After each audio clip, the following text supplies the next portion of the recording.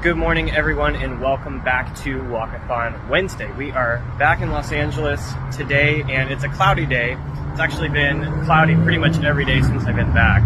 That out of the way, let's dive right back into exploring Los Angeles. We are northwest of downtown today. You can actually see it behind me. We're in a neighborhood called Westlake, which is a very interesting place from a historical perspective. Back in the late 1800s and early 1900s, when it was first being designed, it was built as a wealthier, more desirable area. But the issue was, as the automobile had become a more primary means of getting around, Westlake simply wasn't designed for the automobile. And that's why, if you remember back from our walk through Miracle Mile, it's Miracle Mile that was built as a more automobile-focused business district. And so what that meant was a lot of the people living in Westlake and even downtown had started leaving the area and migrating to these other parts of the city. As a result of that, Westlake had eventually become a little bit more run down. By the 1990s, it was just not a great area. So today we're going to see a few contrasts. We're going to see some of the gentrification that's been taking place in an attempt to revitalize the neighborhood. But we are also going to see some parts of the neighborhood that are still in a very run-down state. If you haven't yet checked out my walk through downtown LA, I would recommend doing that. It's going to give you a good context of where we are, of everything that's right behind me there. I believe that was walk number 5. You can check it out on my story highlights. And then you can juxtapose that with what we're going to walk through today. I'm starting here because I want you to see this contrast before we head into the more historical areas that are coming up. So here you can see the 110. This is going southbound. That's downtown over there in front of me. And if we turn around, we're crossing the highway, and this is going to take us into the Westlake district. Immediately northwest of the highway, this strip of Wilshire still maintains a fairly nice feel. The presence of cool coffee shops is often indicative of this. You can see lots of new apartment and office buildings here. Without context, you might think this was a nice area. That's the whole idea. The further we get from downtown, things start to go downhill fast. Westlake faces the issue in that it sits in between downtown LA and Koreatown, two premier business districts which tend to receive more of the city's attention. Trash is common in most of LA, but here it's basically part of the overall scenery. Unlike in most places, Starbucks stores in Westlake do not have public restrooms. This is because of the burgeoning homelessness and safety issues in the area. In fact, one of the employees was very subtly clear that they needed to close the restrooms as they'd often been used as havens for drug use. Living here is significantly cheaper than some of the surrounding areas, but there's a clear reason for that. Much like in East LA, this area has not been highly gentrified yet, with much of the business reflecting this. Originally built in 1925, the Olympic Hotel is a historic building that has been transformed into a low-income housing solution. Based off a little research, it seems people who stay here do so because they have literally no other option. The reviews are not favorable, and frankly, neither is the area. What I want you to notice is that on the right, you can see a newer apartment building. And you can see how it mingles with some of these older ones across the street. Additionally, if I turn around, you can see some old homes that are very similar to the, Victorian style homes that we saw back in Angelino Heights over in Echo Park. As we approach MacArthur Park, the presence of street vendors will increase dramatically. The entire Alvarado Strip is lined with these vendors. Look at all these areas.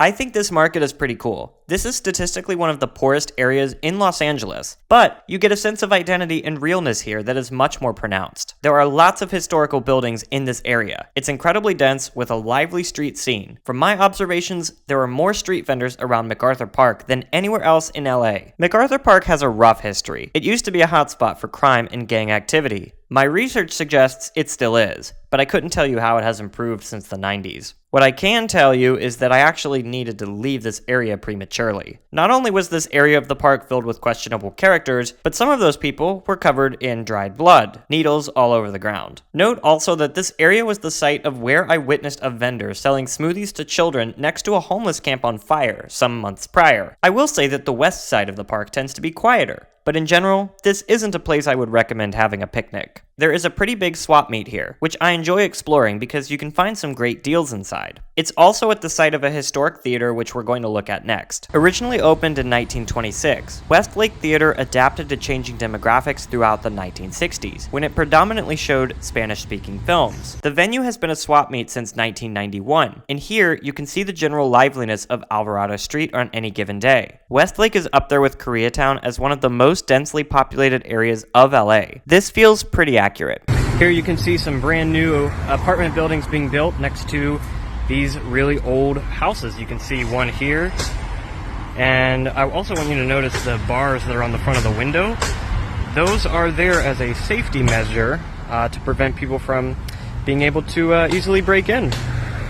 We are now at the north end of Westlake in a section called Historic Filipino Town. By 1933, an estimated 6,000 Filipinos were living in downtown LA, and this immigrant population soared after World War II. Today, there are lots of Filipino eateries and coffee shops lining Temple Street. This apartment building was built in 1926 with an old rose brick aesthetic. Yeah, that's a nightclub on the ground floor. Saw this and wanted to highlight Salvadoran immigration as well. This was a little more recent, 1980s, mostly people fleeing El Salvador during the Salvadoran Civil War at that time. Search to Involve Filipino Americans is a non-profit organization focused on health and human services to improve quality of life in this district. They offer things like counseling, family services, and other cultural awareness programs. Today's lunch is at a traditional Burmese joint on the northwest corner of Westlake, bordering Silver Lake and K-Town. As we head back south through Westlake, note how densely packed these buildings are. These are classic New York-style buildings. Note the fire escape stairs, which are outdoors, indicating their history. Modern buildings often utilize indoor fire escape stairwells now. We're back at MacArthur Park, which actually gives you a great view of the downtown skyline. In fact, we also visited during our walk through Koreatown. Back in the neighborhood's better days in the early 1900s, these buildings were highly desirable. This was a wealthy area, which is what lent to all the historical architecture we have seen. It's the road that cuts through the park, Wilshire, that began its downfall. People moved away to the west side as cars became necessary, and Westlake was unable to keep up. Wilshire Boulevard turned Westlake into a pass-through area, which for most people is what it remains to this day. Alright guys, that is going to end today's walk, and I am doing my outro here from the comfort of my backyard, and there is a very particular reason for that. The walk ended a little prematurely. I was walking down, snapping a photo of some historic buildings, real quickly as I do, to try and avoid, drawing unwanted attention. That attempt failed, and there was a group of guys I walked by, and one of them noted, I overheard him say, "Oh, there's a guy there snapping some photos," and I know in my head that meant I needed to probably get out of there, because that is not the kind of attention that you want to attract in an area where there is sketchy stuff going on. So yeah, general reminder that you never know who's watching. And here's the thing, my verdict is that Westlake would be a perfectly fine area to walk through if you're minding your own business and you're just going straight to your destination, right? But like when I do these Walkathon Wednesdays, obviously I'm going out and I'm capturing media with my phone. No matter how nonchalantly and fast I try to do it, the fact of the matter is that I'm very much not minding my own business when I go out to do these walks. I'm, very in tune with everything that's going on, and I try my best to show that to you guys. If there's sketchy stuff going on, you don't know who's sitting in a van on the street corner looking around, seeing who's trying to meddle in that business, right? You don't know those things. And these are things that I'm aware of in the back of my head. That's why I try to be really nonchalant and fast about it.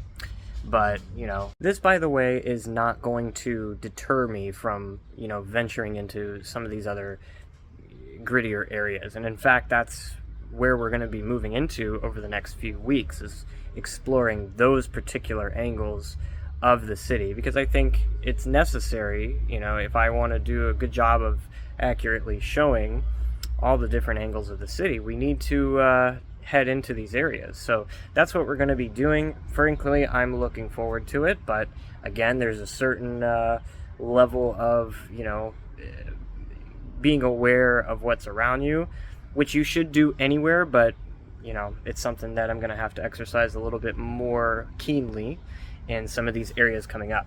Overall, an interesting walk, a very fitting way perhaps to end my first year in the city. I'll see you guys next week.